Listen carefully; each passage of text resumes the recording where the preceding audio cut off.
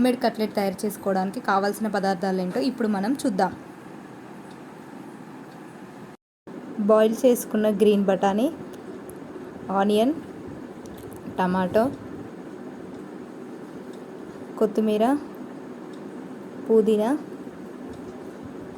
పుదీనాతో చేసుకున్న గ్రీన్ చట్నీ, పసుపు, ఉప్పు, ఆయిల్,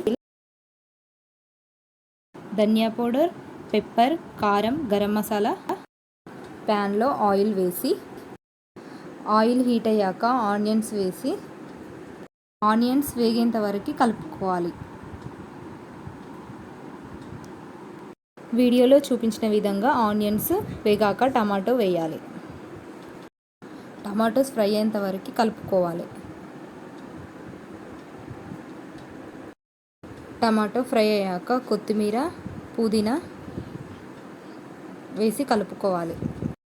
వీడియోలో చూపించిన విధంగా ఫ్రై అయ్యాక పసుపు, కారం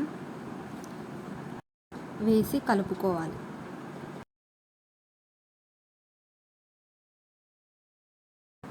తగినంత సాల్ట్ యాడ్ చేయాలి.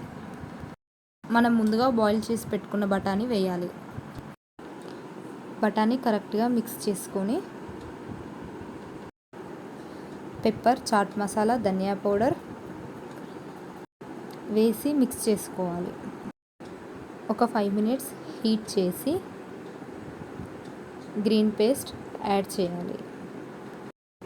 ఈ గ్రీన్ పేస్ట్ వేయడం వలన కట్లెట్కి మంచి కలర్ వస్తుంది.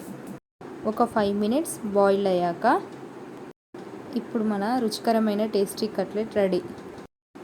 ఇప్పుడు మీరు కూడా ట్రై చేసి ఎలా ఉందో కామెంట్ బాక్స్లో కామెంట్ పెట్టండి. Thank you for watching. Please subscribe my channel.